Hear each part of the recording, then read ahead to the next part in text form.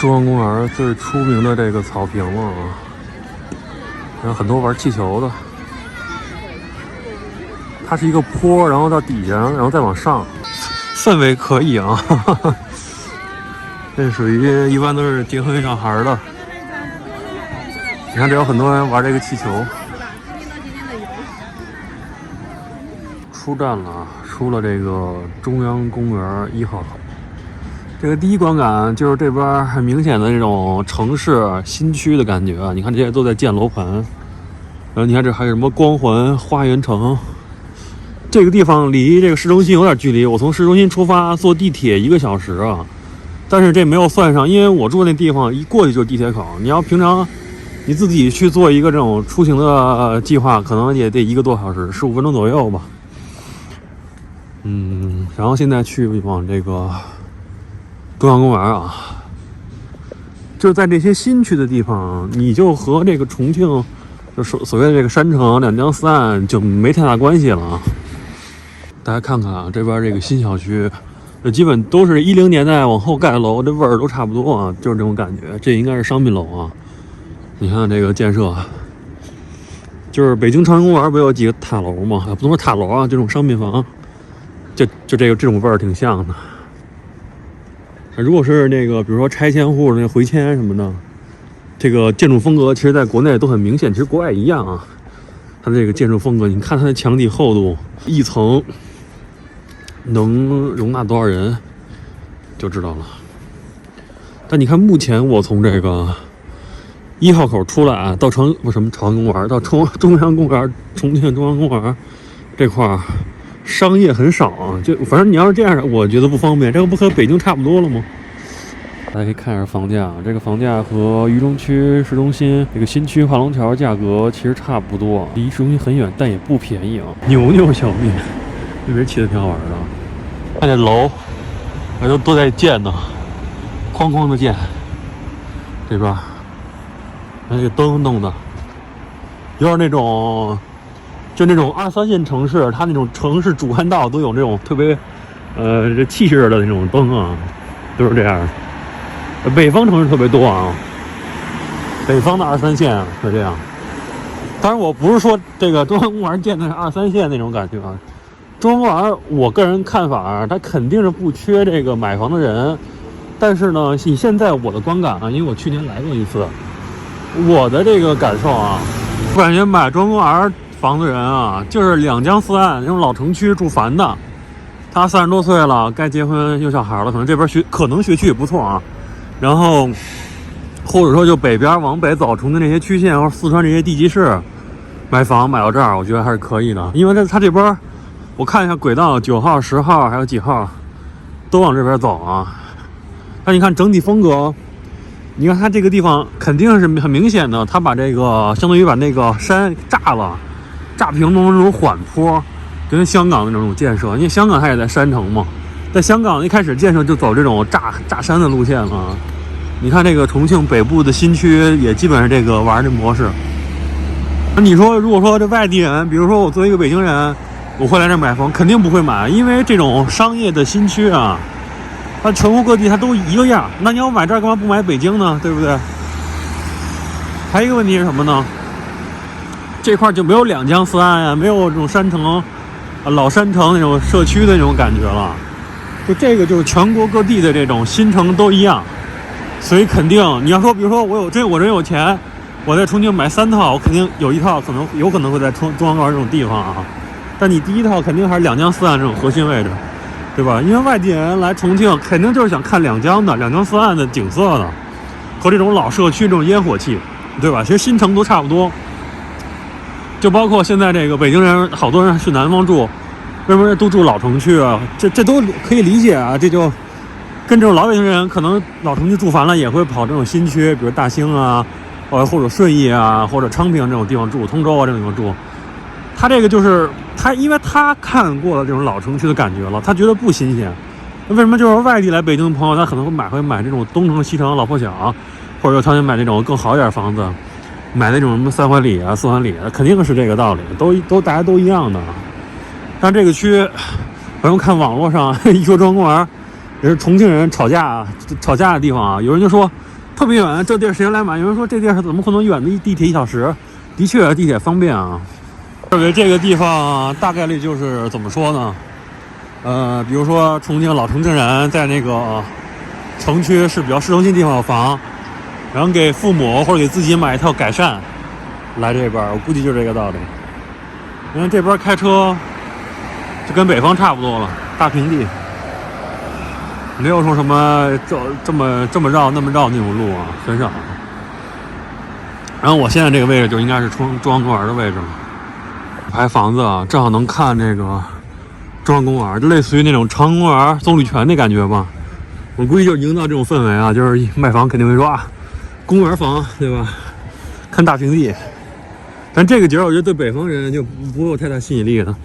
当然，对就住惯山城的人来说的话，他的审美会有一个这种冲击，可能是啊。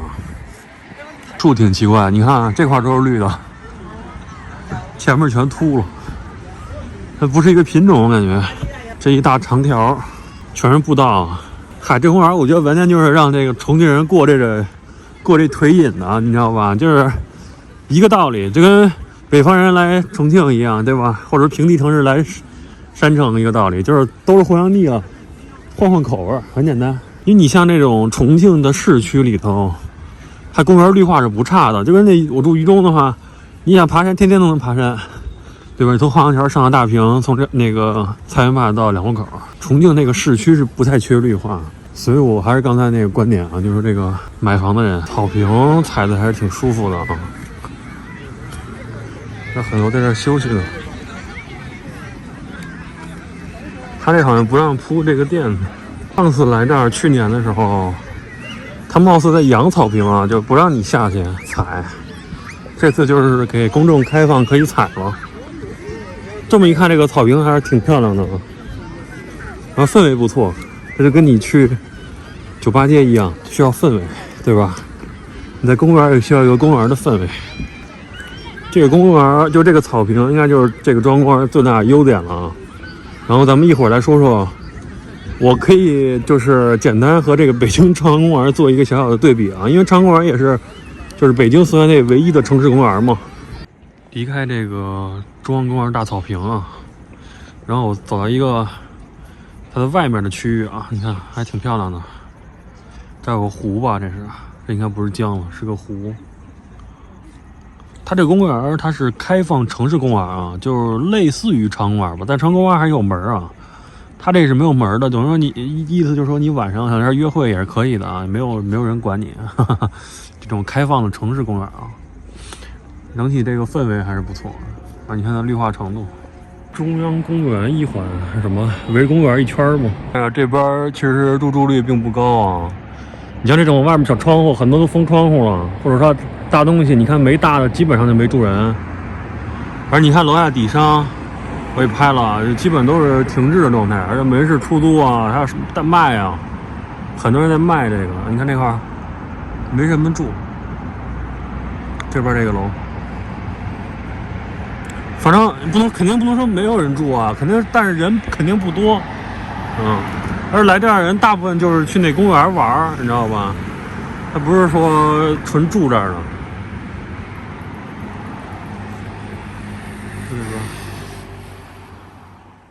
这是周六晚上5点40多啊，你可以看看，这中央公园的西侧啊，都基本没什么人，这街面上。但是你看对面有些这种商业体啊，倒是有的。反正网上的争论说这个中央公园远不远？那你要问我答案，我肯定觉得太远了。我靠！反正基本上我作为一个外地人，作为一个北方人，作为一个北京人，我大概率不会来这儿住，除非说我有闲钱，我能重庆买5套房，我肯定有一套可以放中央公园的，对吧？但这种可能也很低啊。你看这个广场，就没有什么人啊。这在重庆的那个2江4岸地区，那绝对不可能存在的这种状况啊！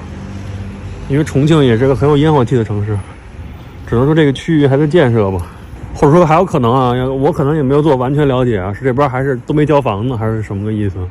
不太懂啊。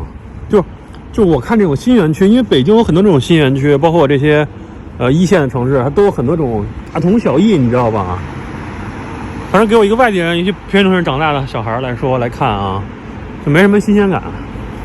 而这个房价并不低啊，和主城那种，我看了一下，有的房价和华龙桥的房价差不多。那我为什么不买华龙桥呢？华龙桥在渝中市中心啊，而各种配套，它的商业配套，它的那个餐厅，无论是这种国际餐厅，还是重庆本地餐厅，还是国内也各种连锁都有啊。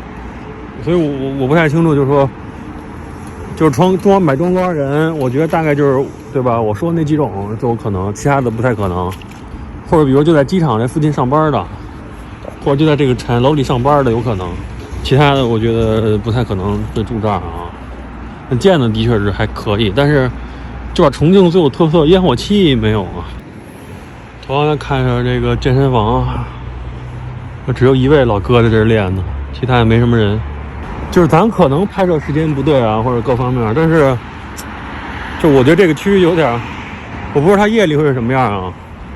反正也可以通过我以前的视频嘛，对吧？重庆的视频一看到，这肯定和我所拍的这个市中心234的重庆那不是一个概念了啊。如果按过去的规划，这个什么渝北啊，都属于什么江北线，对吧？反正它的这个北区的规划还是很超前的，地铁一堆我看。但是如果你要说一般的城市，它这个我觉得很难把地铁建得这么往北啊。起码要是一些就是比重庆等级再低的城市。如果说周六的晚上5、6点钟是这个状态，地铁绝对不会撑过来的，你知道吧？而还有一点就是重庆这个南区，什么那个大渡口啊、九龙坡往南边啊、巴南啊、南岸的地铁，其实建的都挺弱的，跟北京有点像。北京丰台大兴的地铁建的不太行，但反而南边区跟北京、重庆一样，北京、重庆两边南边这个市区啊，就是大的市区范围，人住的又不少，那他不愿意建。可能是这种产业啊，可能会少一些，就纯这种居民区。反正感觉挺梦幻的。你看它这对面也有高楼啊，但是你看，就是没什么人。你看这儿还有在建楼呢，哐建。等机会吧。比如说隔个3、5年再录中央公园，看看是什么一个状态啊。反正现在来看还是比较萧条的。作为一个北京人，看到这个大悦城还是挺亲切的。北京有这个市中心的西单大悦城、朝阳大悦城，海淀是不是也有？看到这个小标志还是挺亲切的。Dry City 啊，英文，不是直接逆着开了，我操！这停车没人管啊，随便停了。这就一个很明显在建设的区域。那当时我们大一上学，在北京那北七家、昌平北七家，你再往北点走，基本都这样，各种建楼。然后那种建设区域，这一般道路都是，就是你半有没有，半封闭不封闭的状态，随便骑。你看这边可以骑电动车啊，车都停这儿也没人管。你看，为什么我说渝北是炸山啊？你自己看它这块和它那个沙石，看没有？这原本就是跟这个主城重庆214那种地势是一样的啊，它只是给弄平了。这个小河道它可能还在改造，你看里头还有庄稼呢。我靠！我等几天再给大家拍一期巴南渝洞啊，渝洞那个地铁出来以后，能看那个那边那些树阿姨种地，你知道吗？就这种南方那种种地那小盆都有。这就明显就是没开发，跟中央公园俩水平啊。地铁站你看没有？孤零零的地铁站在这儿呢，看没有？这个小古彩小楼，这就是重庆的地铁站。只能说期待一下了，看看3、5年后这片区域会发展成什么样啊？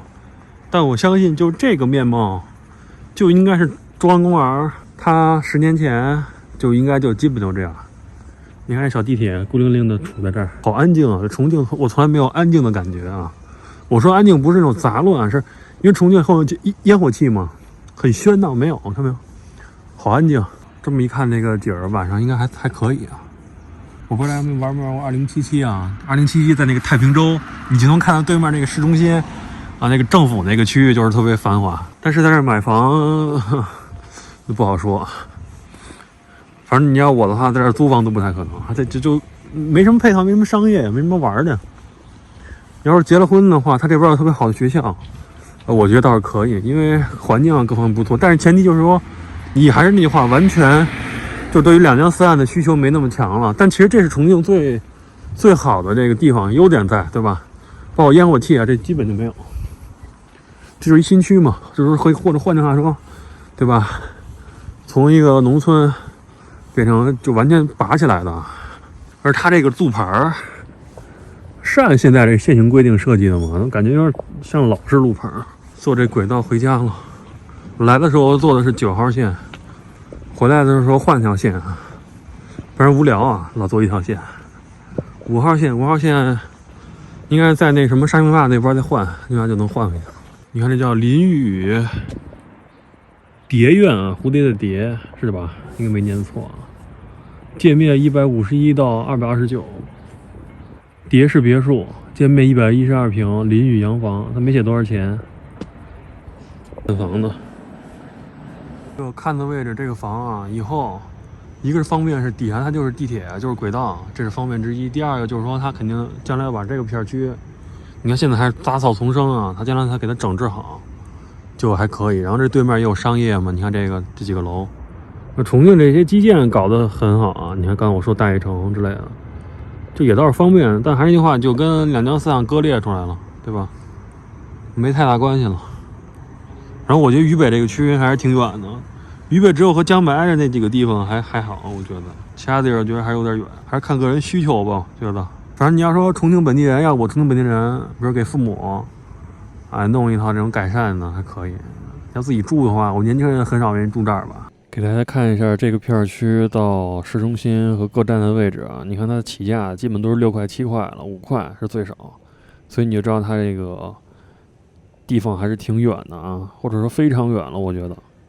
好的，那这一期的视频关于中央公园的视频就到这儿要结束了。